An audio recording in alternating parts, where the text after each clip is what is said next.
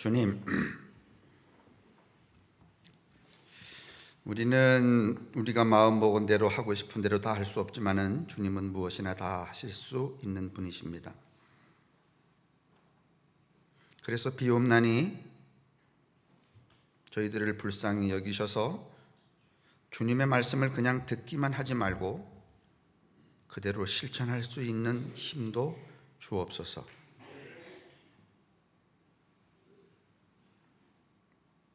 우리들 각자의 영혼에 주님의 홍수를 부으시어 우리 안에 있는 버려야 할 것, 죽여야 할 것은 죽이시고 살려야 할 것들로만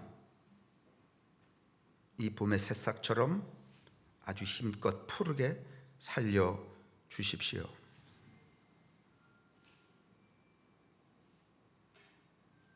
주님, 우리로 하여금 진심으로, 중심으로, 성심으로 주님을 믿고 그런 입술로 주님을 말하고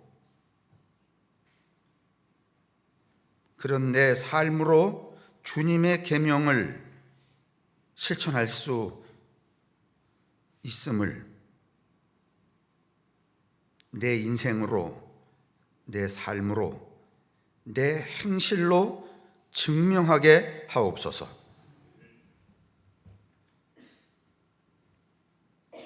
우리가 영으로 할례 받은 것은 또 할례 받은 것을 더불어 사는 모든 사람이 알아볼 수 있게 해주시고, 내가 성함교회의 목사라는 것을, 장로라는 것을, 권사라는 것을, 집사라는 것을 교회 다니지 않는 누구도 이 사람이군 그렇게 느끼게 해주시고, 그래서 그들로 하여금 우리의 착한 삶을, 행실을 보고 주님을 믿고 주님을 찬양하게 하옵소서.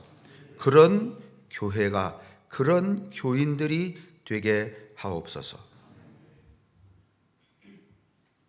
이 시간 거룩한 손을 우리의 눈에 얹으시어 보이는 것뿐만이 아니라 보이지 않는 것도 볼 수 있게 하시는 예수님의 이름으로 간절히 기도합니다. 아멘. 한 주간 어떻게 지내셨습니까? 작은 일이건 큰 일이건 이렇게 행위하시는 동안에 어떤 하나님의 음성을 들으셨습니까? 그 음성에 여러분들은 어떻게 반응하며 사셨습니까? 저는 3개월에 한 번씩 다니는 병원에 이번 주에 다녀왔습니다. 이제 매번 그러는 것은 아니지만은 한 6개월, 10개월로 해서 아주 매우 밀도 있게 무슨 간 초음파, 이식한 심장 초음파, 무슨 이제 여러 가지를 이렇게 무수히 많이 한 4과 하루 가면은 4과를 이렇게 거쳐 가야 돼요. 제가 그날 그 병원 다녀와서 병원에서 얼마나 걸었나 하고 봤더니 5,800보를 걸었습니다.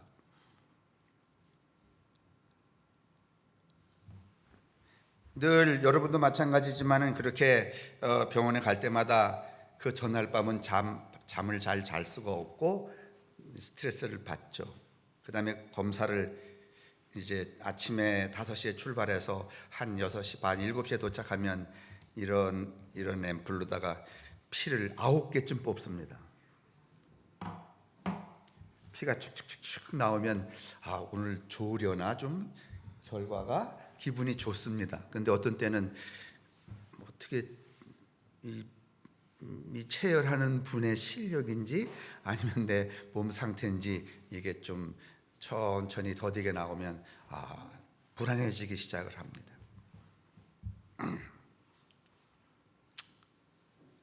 그래서 한 2시간을 기다렸다가 의사 선생님을 만나면 이제 제가 한 병원에 한 20년 다니고 있으니까 거기서 이식 수술도 하고 그랬으니까 무슨 자료가 참 나올 거 아니에요? 이제 그 중에 제일 저의 이 핸디캡이 이제 콩팥이니까, 목사님 이번 달에 콩팥의 기능은 몇 % 정도입니다, 이렇게 말합니다.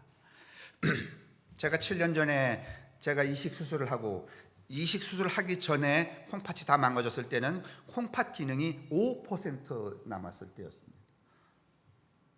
이식을 하고 나서 이제 재수술하고 그 콩팥 기능이 78%였습니다.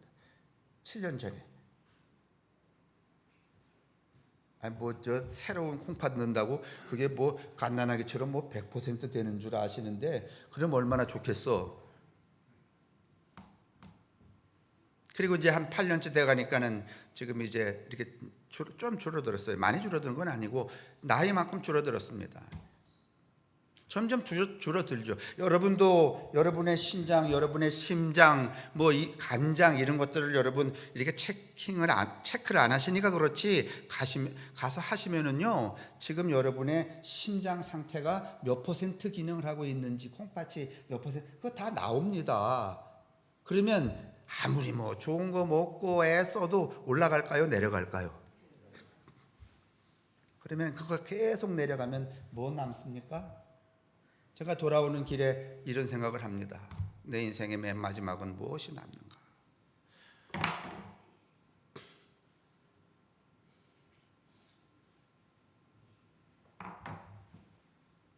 여러분의 인생의 마지막은 무엇이 남을까요? 그렇게 애를 쓰고 그렇게 고뇌를 하고 거기다 그렇게 투자를 해도 뭐가 남을까요? 그렇게 해봤자 줄어들고 있을 뿐입니다.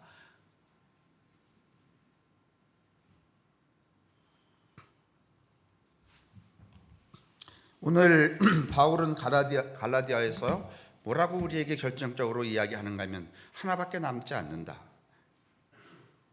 예수 십자가 외에는 자랑할 게 아무것도 남지 않는다. 사랑하는 성도 여러분, 여러분과 저도 인생의 모든 것이 지금 마이너스로 계속 줄어들고 있지만은 점점 더 내가 믿는 내 안을 가득히 채우는 것이 예수의 십자가여서 맨 마지막에는 예수의 십자가만 자랑할 수 있게 되기를 바랍니다. 진심으로 그거밖에 남지 않습니다. 제가 오늘 여러분에게 이 설교하기 위해서 책 한 권 주문해서 보았습니다. 책 제목입니다. 이 책입니다. 제가 볼 책은 아니지만은 그래도 오늘 이 설교와 상관이 있기 때문에 제가 이 책을 주문을 하면서 이 책을 본 다음에 누구를 줄까? 나의 자랑은 하버드가 아니라 하나님입니다. 이 책을 뭐 안박순 장로님을 드리면 소용이 있나? 가만히 생각해 보니까 젊은 사람밖에 없어요. 젊은 사람은 조 권사님 애들밖에 없는데, 제가 솔직히 조 권사님네 하준이 밑으로는 이름을 정확히 잘 모릅니다. 헷갈립니다. 지난번에 걷다가 거두리 옷 파는 데가 뭐지? 옷 이렇게 파는 가게. 근데 왜 거기가 로데오예요? 거길 지나가는데 누가 인사를 하는 거야. 딱 봤더니 뭐 등치가 이런 애들이 지나가면서 인사를 하는데, 하임이 같기도 하고 안 같기도 하고 이름을 알아야 부를 수가 있잖아요. 그래서 이번 주에는 제가 제 책상 앞에 하준이, 하임이, 하온이, 하람이 이렇게 시커먼 걸로 써놓고서는 다 외웠다는 거 아닙니까? 이 집을 줘야지 하고서는, 그래서 이거 제가 읽어드리고서는 하준이 주려고 그래요. 하버드 다니는 애들이 쓴 글이에요. 그냥 학생들이 쓴 글이에요. 근데 이 맨 마지막 챕터에 성공보다 더 중요한 하나님, 이런 제목이 나옵니다. 그리고 작은 제목이 명문대가 행복의 조건은 아니다. 우리가 이 친구가 쓴 거예요. 조이. 우리가 사는 세상은 진정한 성공에 필요한 것이 무엇인지 거짓말을 하고 있다. 하버드 가면서 이렇게 쓰는 거예요. 우리가 사는 세상은 진정한 성공에 필요한 것이 무엇인지 거짓말을 하고 있다. 부, 명예, 권력, 아름다움, 재능, 카리스마 등 세상에서 중요하게 여기는 가치에 의해 우리는 아주 어릴 때부터 평가받는다. 교육을 통해 우리가 반드시 갖춰야 할 것들은 외모, 지성, 성실함, 성격 등이라고 배운다. 그래서 우리는 옷을 세련되게 차려입고 직장에서 남보다 뛰어난 능력을 보이고 현란한 화술로 인정받고 남을 이기고자 한다. 학교 혹은 직장에서 우리는 항상 비교당하고 우리가 성취해낸 것에 따라서 상을 받는다. 세상을 살아나가면서 우리는 최고가 되기 위해서 발버둥 치고 우리가 무엇을 할 수 있는지 남 앞에서 자랑하곤 한다. 우리는 희소가치가 있는 사랑에 목숨을 건다. 그리고 칭찬과 관심을 얻어내야만 한다는 압박에 시달린다. 그러다가 다음 친구가 이런 걸 써요. 어완이라는 친구인데 우리가 유일하게 가진 것, 그게 따스함이라는 거예요. 대학에 들어가기 전 나는 하버드 입학에 대한 기대와 책임감 그리고 벅찬, 하버드 아시죠? 1920년 30년대에 이 원래 하버드라는 사람 이름입니다. 청교도 목사예요. 청교도 목사가 세운 학교가 하버드 대학이야. 세계에서 제일 좋다는 뭐 어떻다는, 우리 중에는 없죠, 그죠? 대학에 들어가기 전 나는 하버드 입학에 대한 기대와 책임감 그리고 벅찬 마음에 시 한 편을 썼다. 친구들에게 보내는 작별 인사 겸 내 마음을 담은 기도이기도 하다. 근데 여기 이 아이들이 다 교회 신앙 안에 있는 사람들이에요. 기도문의 시예요. 서로 껴안습니다. 언제나 같은 껴안음, 따스함을 몸과 마음으로 느낄 수 있습니다. 저 마음속 깊은 곳에서 우리는 알고 있습니다. 아니, 두려워하고 있습니다. 이번이 정말 마지막 아닐까? 정말 이번으로 우리의 만남은 끝이 아닐까? 그때 우리는 깨닫습니다. 시간이 모든 것을 가져간다는 것. 주위를 둘러보면 꽃이 지고 잎이 떨어지며 나무가 늙어갑니다. 근데 하버드 입학하는 학생이 왜 이런 시를 썼는지 몰라요. 이처럼 우리 또한 언젠가는 흙으로 사라질 것 같습니다. 무자비한 탄생과 죽음의 순환 속에서 우리가 유일하게 갖고 있는 것은 서로 안아줄 때의 따스함이 아닐까요? 내가 이 시를 쓴 것은 세상 모든 것이 무의미하게 사라진다고 해도 사랑만큼은 남는다는 것을 이야기하고 싶어서다. 문명이 사라지고 우리가 더 이상 존재하지 않아도 우리가 서로를 알고 서로를 사랑했다는 것, 그리고 우리가 서로에게 남긴 자국과 우리 자신에 남겨진 자국, 이 모든 사실은 언제나 바뀌지 않고 순수하게 영원히 진실로 남아있기 때문이다. 그런데 나에게는 그런 따스함이 하나님이다.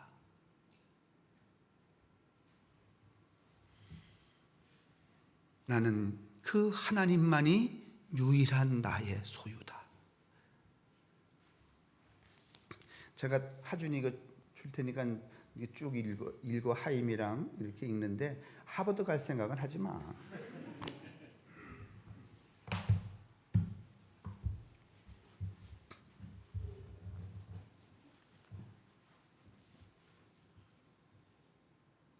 뭘 자랑하려면 갖고 있는 게 있어야 자랑을 하죠. 좋은 집을 자랑하려면 좋은 집이 있어야 자랑하죠. 지식을 자랑하려면 지식을 이렇게 많이 쌓아야 자랑하죠. 자동차를 자랑하려면 좋은 차를 사야 자랑할 수 있죠. 하나님을 자랑하려면 하나님이 내 안에 있어야 됩니다. 그것도 요만큼 있으면 안 됩니다. 많이 있어야 됩니다. 많이 있는 사람만이 하나님을 자랑할 수 있습니다. 내가 나에게 묻습니다. 나는 하나님을 자랑하는 목사인가? 내가 여러분에게 묻습니다.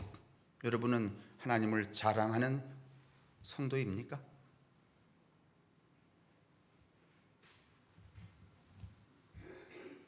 우리가 자랑하는 것들은 대체적으로 뻔한 것들입니다. 돈이라든지 집이라든지 차라든지 지식이라든지 자식이라든지 또는 자기 경험, 이런 것들을 자랑합니다.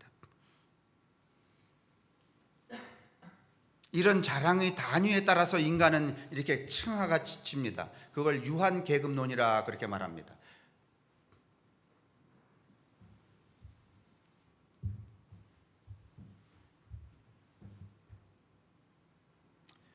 그런데 요즘에 이 유한 계급론이 다른 계급론으로 바뀌어지고 있대요.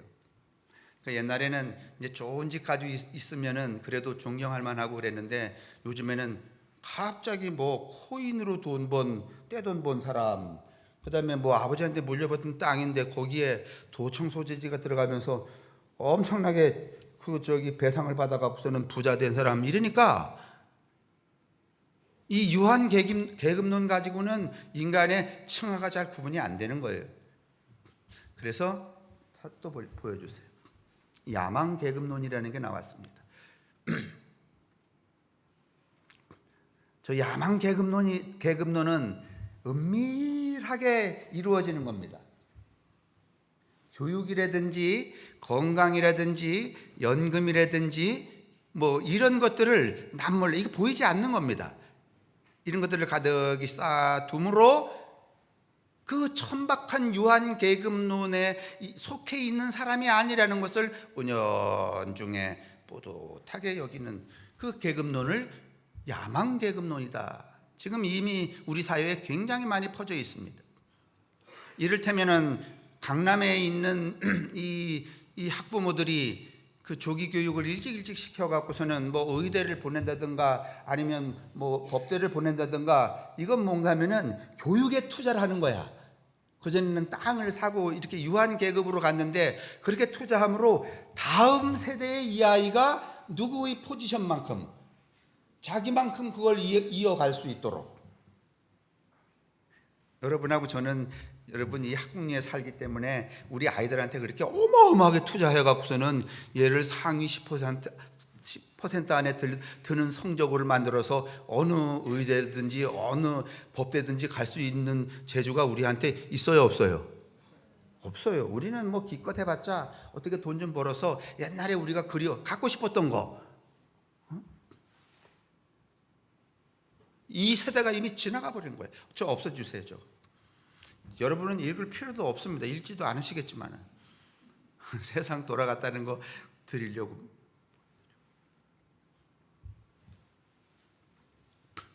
지난 2월 24일 주일에 성만찬, 오늘 여러분 이 설교 제가 그 다음 주 설교용 쓰다 보니까 벌써 39번째까지 갔더라고.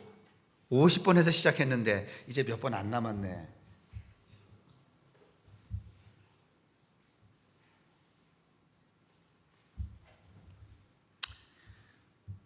43번째 성만찬 나눌 때 제가 무슨 이야기를 나눴는가 하면 예수를 그만 믿자,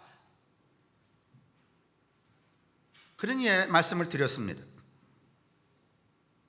믿어드리는 수준을 넘어서 예수님이 내 안에 집을 짓고 이렇게 살고 계신가, 그렇게 묻자. 정말 예수가 내 안에 집을 짓고 살고 계시면 나는 좀 어려운 일이라도 그렇게 뭐 내가 애걸복걸 할 필요는 없죠. 왜냐하면 누가 어떻게 하실 테니까. 내 안에 살고 있는 그 양반이 좀 해줄 거 아니야.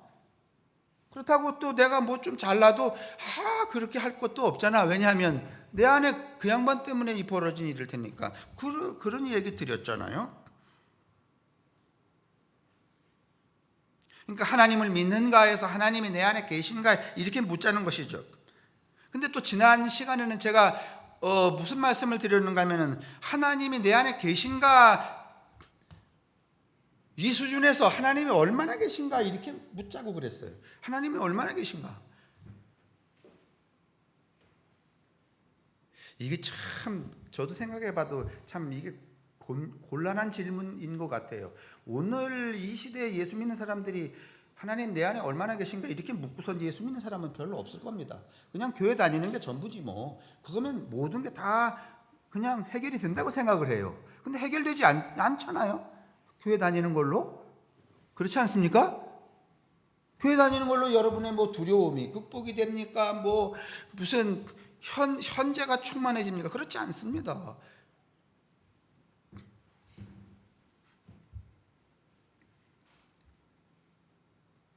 이제 좀 심화되게 이제 제가 말씀드리죠. 그래서 지금 오늘 이 이야기는 우리가 이게 좀 표현, 지금 우리가 소유로 살아왔으니까 무슨 유한 계급이든지 뭐 야망 계급이든지 뭔가 이렇게 소유하려고 살아왔으니까 그냥 그거에 견주어서 이왕 교회 나올 거면 우리 스스로 그래 난 하나님 이만큼 갖고 있어요.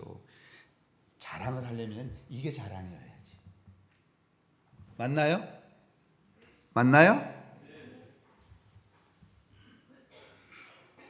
내가 비록 가난하게 살아도 내가 그렇게 무슨 그 야망의 계급의 어떤 수준에 나가지 못해도 유한 계급의 수준에 다 그렇게 나갈 수 없는 거니까.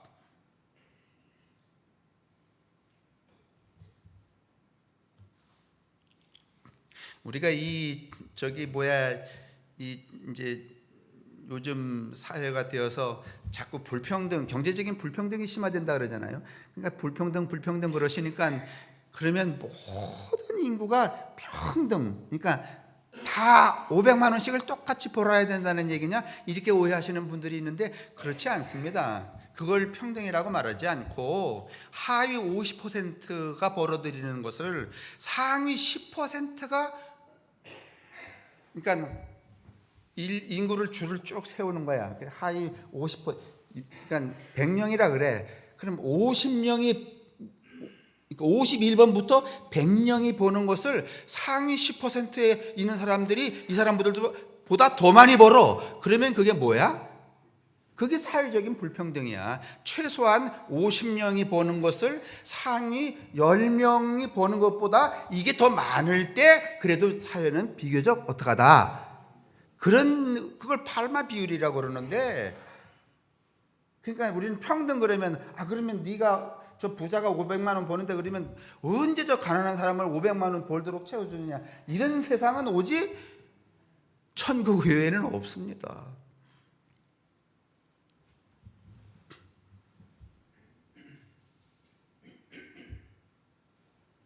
근데 제가 이제 이렇게 말하니까 그럼 하나님 나는 하나님 이만큼 가지고 산다 이렇게 말하니까 그게 무슨 말이냐 여러분. 무슨 말인가 하면은 이해한다는 것과 깨달음이 달라서 그래요. 이해라는 한문은 원래 우리 몸을 이게 쪼개 갖고서는 이 안에 뭐가 들었는지 그걸 자세히 분석하는 걸 이해라 그래요. 그래서 이해는 뭘로 해요? 머리로 해요. 근데 깨달음은 내가 이걸 깨닫는다는 것은 이게 내 안으로 침투해 들어오는 거야. 그러면 하나님은 이해하는 거야? 하나님은 깨닫는 거야? 깨닫는 거야. 하나님을 깨닫는다는 것은 하나님이 내 안으로 침투해 어떻게 한다는 거야? 그러면 하나님이 나한테로 침투해 들어오면 내가 꼼짝을 할 수 있어요? 없어요? 그러니까 내 마음대로 해? 아니면 침투해 들어온 그것이 나를 조종해?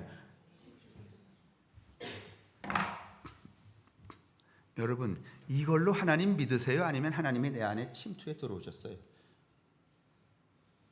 뭐예요?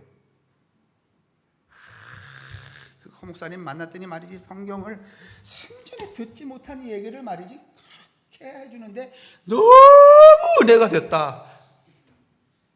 그거는 침투해 들어와 깨달은 거야? 아니면 이해한 거야?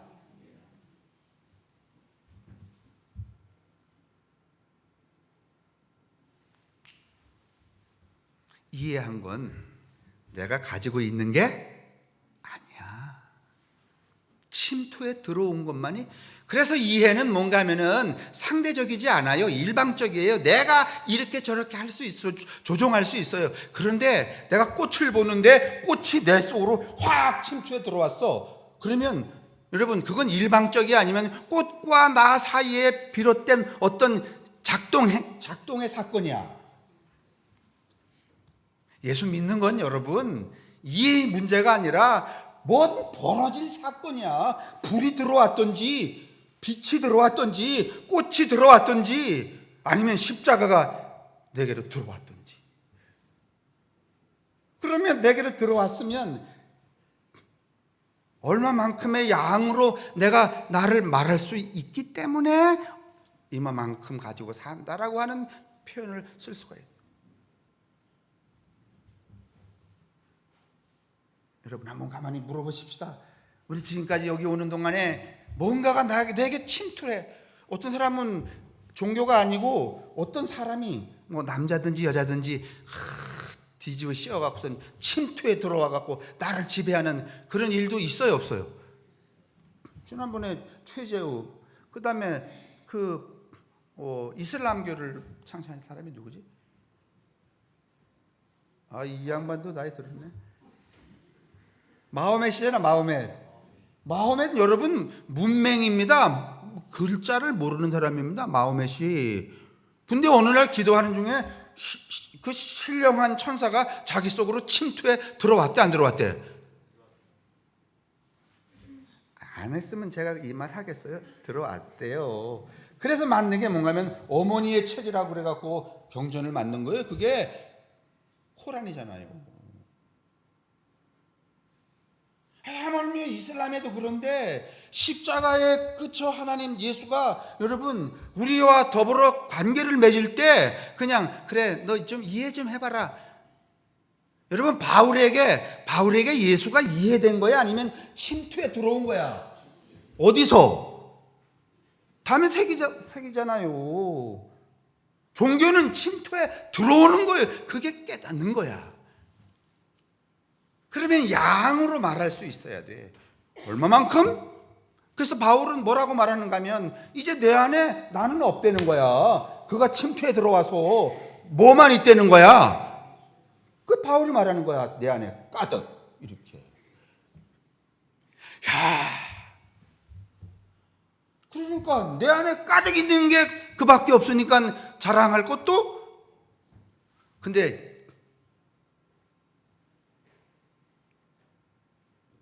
내 안에 가득 있는 게 뭔가 하면은 옛날에 이런 제가 광고 본던 것 같아. 나 여기 산다. 아파트 광고하는데 그런 거 본 적 없나요? 그래서 사람들로 하여금 다 저기 살아야만 사람이로구나. 거기 사는 사람들은 또 뭐가 가득한가 하면 나 어디 산다. 왜? 그걸 자랑하고 싶은 거야. 지 안에 가득한 걸 자랑하고 싶어 하는 거야.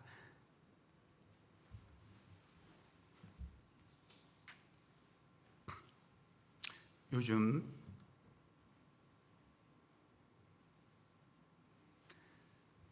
제가 병원에서 내려오면서 이만큼씩 줄어들고 내년에 가면 좀 더 줄어들었겠죠. 조금 몸을 더 관리를 잘 안 하면 더 많이 줄어들겠죠. 더 잘 관리 안 하면 아주 현격하게 팍 줄어들겠죠.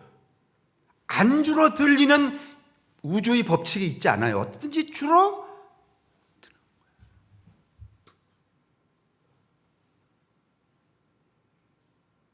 오늘 제가 윤장로님하고 이 얘기 자꾸 하면은 이게 길어지는. 윤장로님하고 잠깐 대화하는데 다리 아프시다고. 저 신학교 동기가 한 분 계세요. 저기 공군 군인이었다가 그만두고 신학교 왔는데 나보다 나이가 많아요. 지금 71살이야.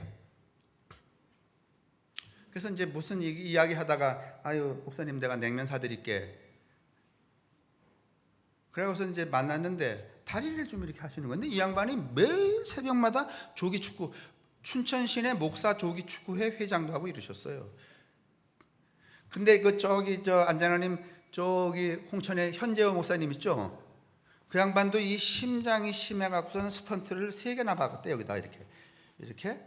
근데 얼마 전에 축구하다가 아이고 아파 이러더니 자기가 운전해서 저 강대병원 가서 누워 있더래. 이게 막혀갖고 터느라고. 참 제주들도 좋아.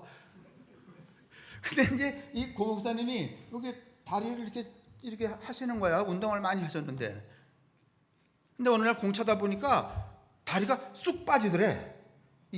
조립한 것처럼 이렇게 덜덜덜 때. 그래서 병원에 가서 사진을 찍었더니 아유 어떻게 이렇게 사셨어요? 벌써 10년 전에 십자인대 파열, 그 다음에 여기 있는 건 뭐지? 이렇게 연골을 이미 10몇 년 전에 다 없어졌는데 어떻게 걸어 다니셨어요? 이러더래. 운동을 많이 하니까 근육이 붙들고 다닌 거야 여지껏. 그러다가 나이가 들으니까 이게 쑥 빠져버리니까 아무리 운동해도 나이가 든다고 근육이 계속 붙어있지는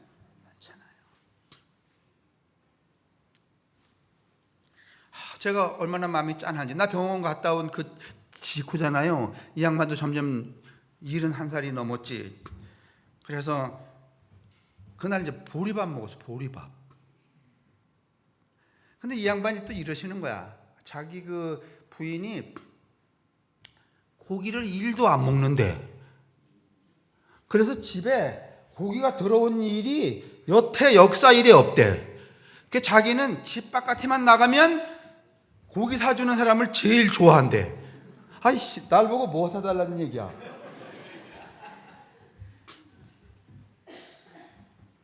그래서 제가 그럼 다음 주에 내가 형 고기 사드릴게.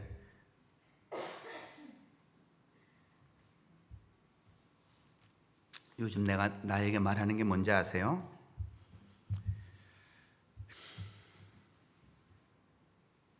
나 하나님을 이만큼 갖고 살아요.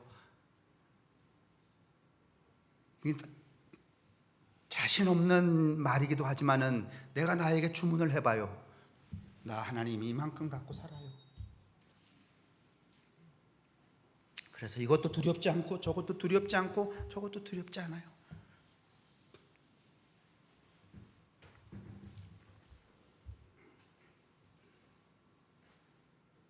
근데 여러분, 하나님을 우리가 이만큼 갖게 된다면 그게 내 소유가 될까 아니면 우리 소유가 될까? 내가 집을, 이런 좋은 집을 가지면 이건 우리 집이야, 내 집이야? 내 집이야. 근데요, 하나님을 이만큼 내가 소유하면 이건 내 하나님이 아니라 누구의 하나님이 돼요? 우리의 하나님이 된다는 이 극명한 차이가 기독교 신앙이에요.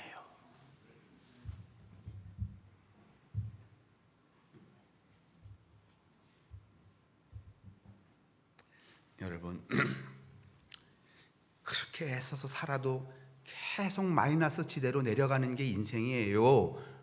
거기 너무 애걸복걸하고 매달리지 마세요. 정말 정작 그 길 말고 그 많은 사람들이 유한 계급이든지 야망의 계급이든지 교묘하게 그 사다리를 타고선 착배를 쓸 때에 내려놓으세요. 그리고 바울처럼 선언할 수 있으면 좋겠어요. 난 이제 없다. 내 안에 누구밖에.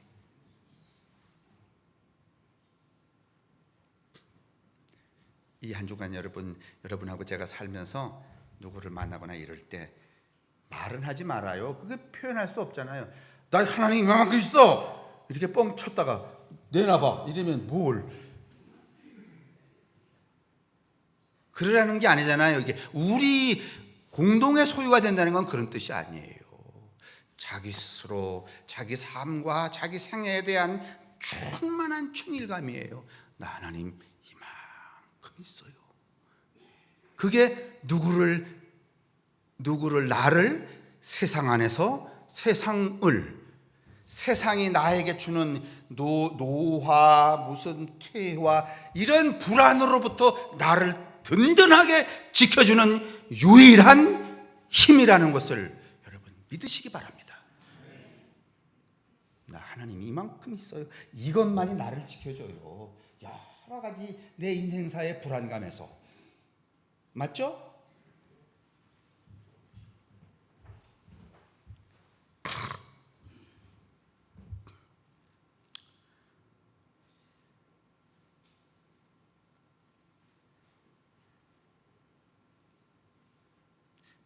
여러분이 저한테 그럼 목사님 하나님 얼만큼 있어요? 이렇게 보여달라고는 하지 마세요. 보여드릴 게 없어. 그렇지만 보여드릴 건 없지만은 내가 나에게 이렇게 말해요. 나 하나님 이만큼 있구나. 그러면 그 어느 것도 상관없이 어떻게 하면 든든해. 죽음에 대해서도 든든하고 상황에 대해서도 든든. 이거 조금 동의하실 수 있어요? 든든은 뭐 이렇게 먹어서 뭐 가져서 되는 게 아닌 것 같아. 한 주간 하나님 조금 생각해 보면 요만큼밖에 안 되는 것 같으면 그러면 좀 이렇게 크게 뻥쳐 자기 안에서. 그래, 하나님 이만큼 있어. 자기 스스로에게 자기 확인을 해가면서 이 한 주간 여러분 승리하시기를, 자기 몸에 대해 승리하고 자기 노화되어가는 정신에 대해 승리하고 세상이 나에게 주는 그 압박감으로부터도 여러분 승리할 수 있게 되기를 주님의 이름으로 축원합니다.